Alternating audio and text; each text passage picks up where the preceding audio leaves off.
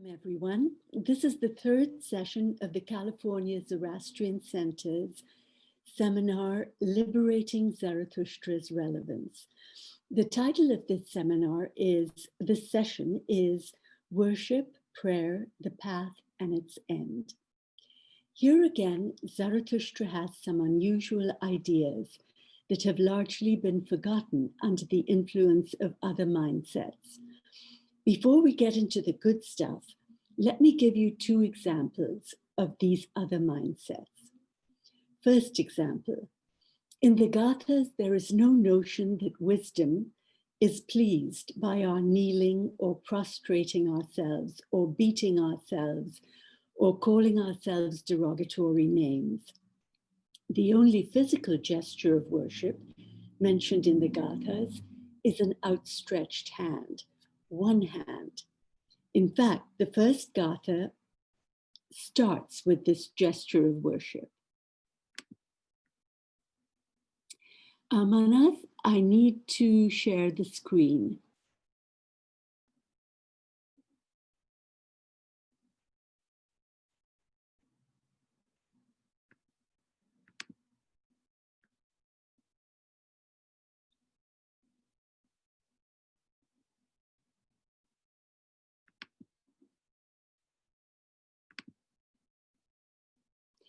I think if you make me a co-host, I may be able to share.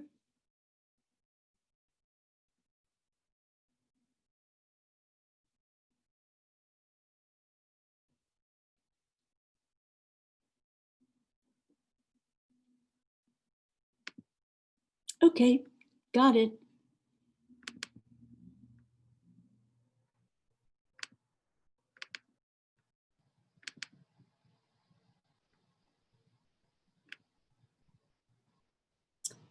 Hand outstretched with reverence. In ancient times, the outstretched or open hand originated as a gesture of friendship. It was intended to show that a person did not have a weapon in his hand. So the only physical gesture of worship in the Gathas is this ancient gesture of friendship, an outstretched hand, which corroborates Zarathustra's thought that the relationship between mortals and the divine is that of a friend, an ally, a partner, as I detailed in session 2 last month. Yet, even though linguists all agree that hand outstretched, ushtanazasto, is singular, one hand, they all translate it interpretively as two hands. In this way, they have changed what was originally a gesture that combined friendship and reverence to one that is a two-handed gesture of supplication. There is nothing wrong with supplication. Zarathustra frequently asks the divine for help, but this inaccurate interpretive translation changes his focus of the relationship between mortals and the divine from one of friendly partnership to one of inherent dependency. This isn't just a question of ego. This materially distorts the focus of Zarathustra's action-oriented teaching in key areas, including the way to worship, the path to the divine, and its end.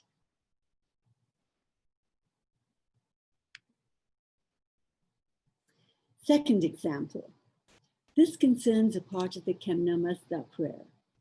The first and second paragraphs of the Khemna Mazda are quotations from the Gathas. The second paragraph is a quotation from Yasna 44, verse 16.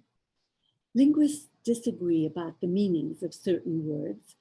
Here, I won't get into the linguistic details. I will just show you the mindset of how the mindset of other religious paradigms has influenced the translation of a prayer and this phrase in a prayer by even one of the finest linguists, Insler, for whose translation I will always be grateful, but in this instance, I disagree with it. The phrase in question is, Ahumbish ratum chisdi, athoi vahosirausho jantumananka. Eminent linguists, including Insler, are of the opinion that in Gothic Avestan, ratum can mean both judge and judgment as a mental quality, as having good judgment or bad judgment.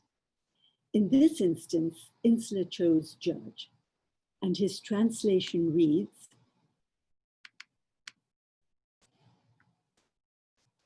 as world healer, promise us a judge and let obedience to him come through good thinking.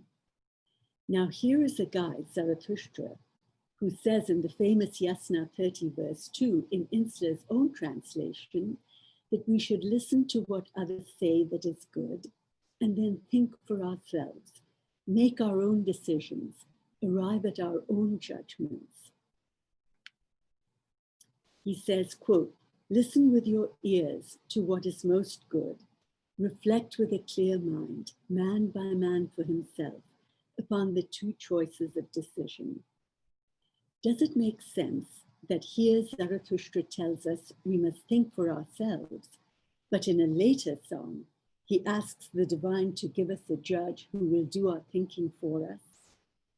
In the Gathas, there is no intermediary, neither priest nor judge, between man and the divine. The relationship is direct. Returning to the Kemna Mazda, here again is the phrase from the Gathas in the Insler translation. Insler has translated Serausho as obedience. This is a key requirement of many religious paradigms, but not Zarathustra's. Good thinking, Vahumana, by definition requires that we think. Obedience requires that we do what we are told. Give up thinking for ourselves. The word Serausho derives from srau, sru, which linguists generally agree means to listen. Translating Serausho more literally resolves the problem, as you will see. Finally, the word chisdi, which Insler has translated as promise us, has not yet been decoded. Other linguists have variously translated the stem as direct, accord, reveal, assure, and teach. I think teach is the only translation option that fits the context, giving us, in a more literal translation, teach existence healing judgment. Then to it let listening come through good thinking. Here, listening to our own judgment, which we have learned from wisdom, judgment that is existence healing. Having the kind of good judgment that heals existence is a part of good thinking. The inconsistency of obedience to a judge is resolved. These translation choices are corroborated in another Gatha verse, which gives me confidence that maybe we're on the right track. In this other verse, Zarathustra asks wisdom to teach us through good thinking, through understanding truth, how to live our lives. He says, instruct through good thinking the course of my direction.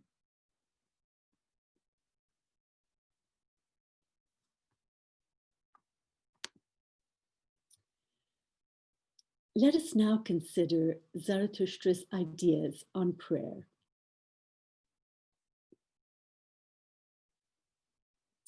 He does not dictate any specific prayers that must be recited. Instead, he talks to the divine directly in the language of his day about anything and everything.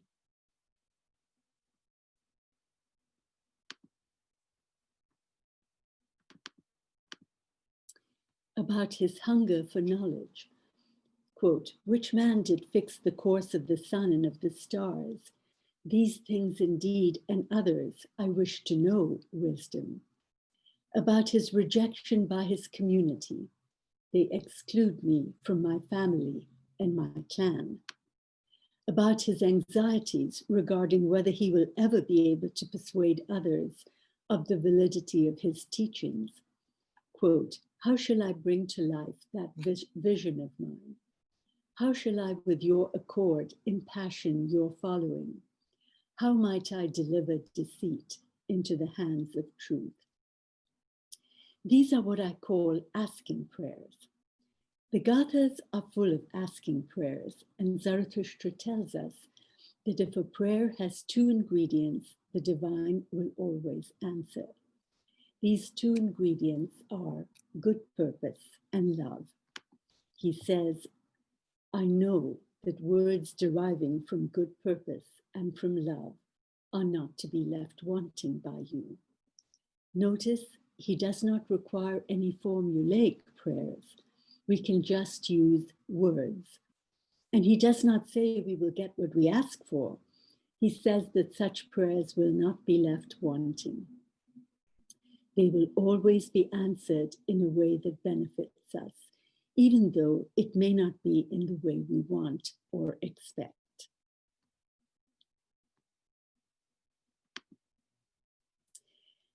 Now, these asking prayers are not a question of inherent dependency on the divine without bothering to make an effort ourselves. They are something quite different. They are a part of the mutual loving help between the divine, each other, and all the living.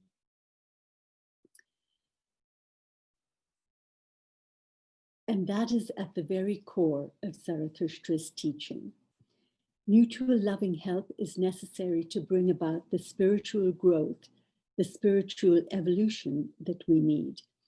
This is such a key element of Zarathustra's thought that it survived even the destruction of wars and persecution. The Pahlavi high priest Zatsparam wrote that mutual assistance is the third requirement for the renovation of existence. The divine is so generous that I think even when we pray in foolish ways and ask for foolish things, the opportunity is used to help us in some good way. I don't think any prayer, however foolish, is ever wasted. But when Zarathustra asks the divine for help, for support, he does so in an unusual way.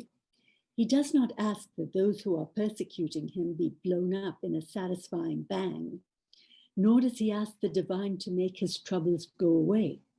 Our troubles are the way we grow.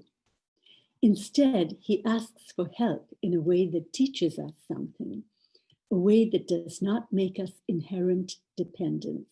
Here are a few examples. See if you can figure out what he is trying to teach us.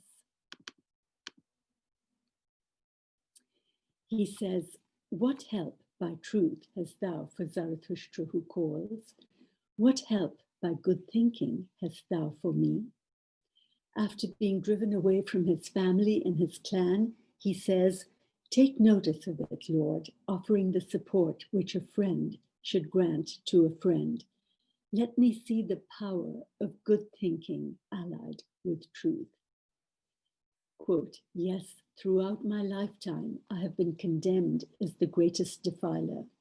I, who try to satisfy the poorly protected with truth, wisdom. Come to me, give support to me. Through good thinking, find a means of destruction of this. As you can see, in each instance, it is truth and its comprehension, good thinking, which are the tools through which he asks the divine to support, protect, help.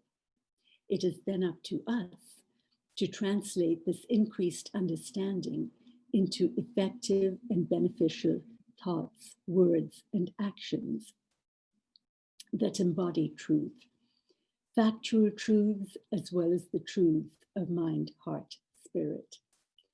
And in the last quotation, did you notice how Zarathustra himself tries to help the poorly protected?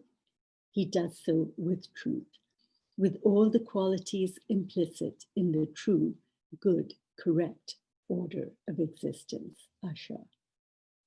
Now, I agree that we often are limited in what we can do. Perhaps the answer is to do the very best we can and then leave the rest in the hands of the divine. These are examples of asking prayers.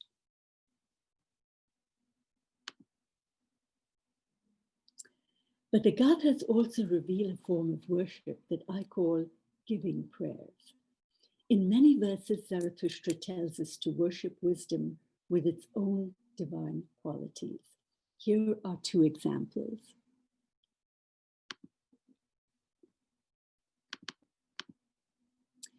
Yes, praising, I shall always worship you, wisdom, Lord, with truth and the very best thinking and with their rule. I shall try to glorify him for us with prayers of Aramaithi. Prayers of Aramaithi are prayers of thoughts, words, and actions that embody the true, correct, good order of existence, Asha. We can have the best laws, the best constitutions, the best corporate charters in the world, but they don't mean a thing unless we implement them, make them effective with our choices in thought, word, and action.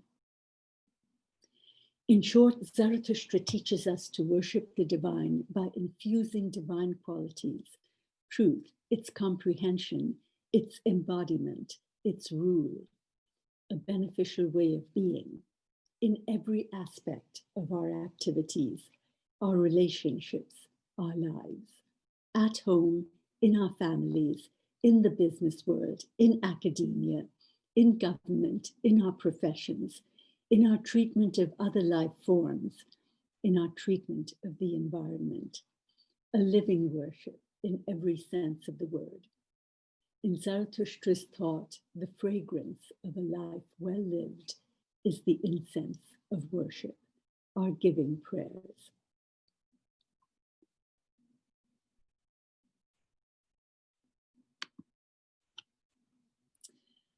I love this form of worship. To think that in the hustle and bustle of our lives, our ordinary thoughts, words, and actions are acts of worship, if governed by truth, goodness, generosity, gives meaning and beauty to the everyday things we do and to the notion of worship. Implicit in this kind of worship is a unity of endeavor required to bring about the desired end. What wisdom requires of us, he delivers of himself, his divine qualities. There is no double standard here between what it's okay for the divine to do and what mortals should do. Implicit in this kind of worship is the unique idea that even divine qualities, to be worth anything, must be brought to life, given substance in the material reality of our existence. And this kind of worship makes us aware of how inextricably interconnected we are. When we so worship with our thoughts, words, and actions, it is impossible to advance ourselves spiritually without at the same time benefiting the people and the circumstances affected by our thoughts, words, and actions. Of course, it is easy to talk about it, but how do we know in a given situation what is true and good and right? Different individuals, different generations, different cultures can have very different ideas about it. Zarathustra's answer is simple. We search for truth, ongoing, a search from which he does not exempt himself. He says,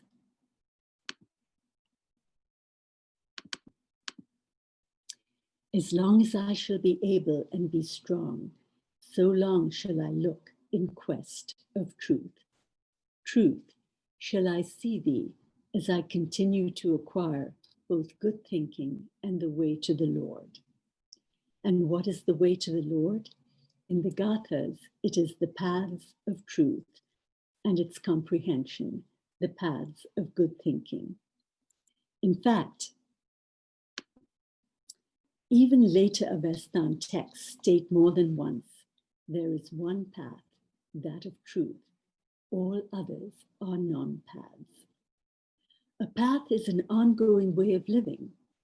Zarathustra's paths of truth and its comprehension, good thinking, are an ongoing search for truth and its incremental acquisition in what Zarathustra calls both existences, the existences of matter and mind, scientific truth, social truth, spiritual truth, all the many facets of the true, correct, good order of existence.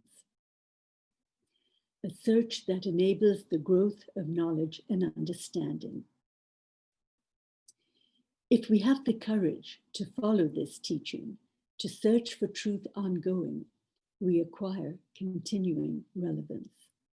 If we don't, we become trapped, imprisoned in obsolescence.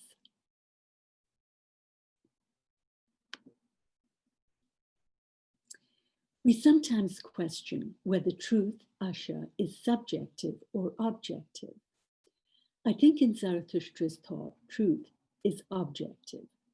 It is our attempts at understanding truth that are subjective, that vary from culture to culture and from generation to generation.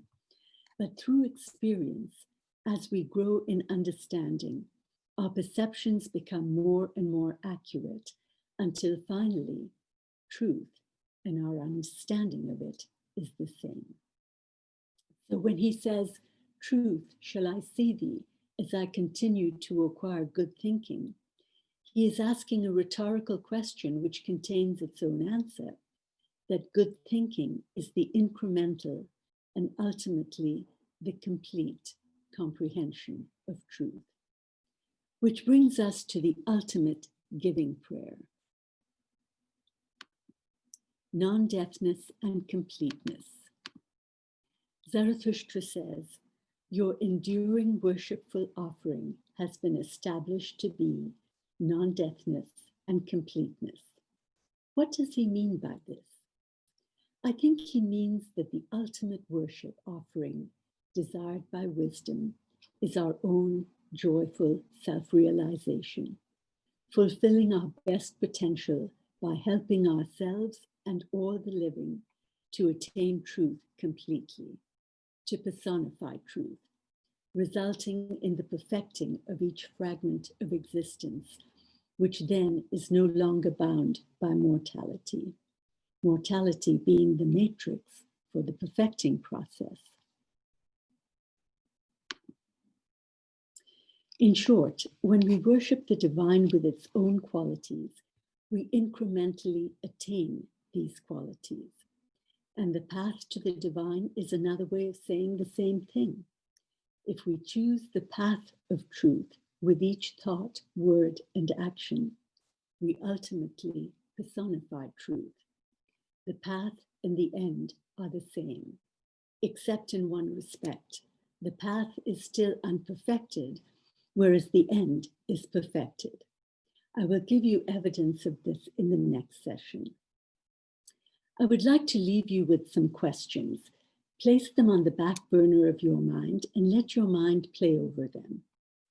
If, as Zarathustra states, the path of truth leads to an end that is truth personified, what is his perception of the ultimate good end, paradise? A state of being, a place? And when does paradise begin? We will consider these questions in the next session.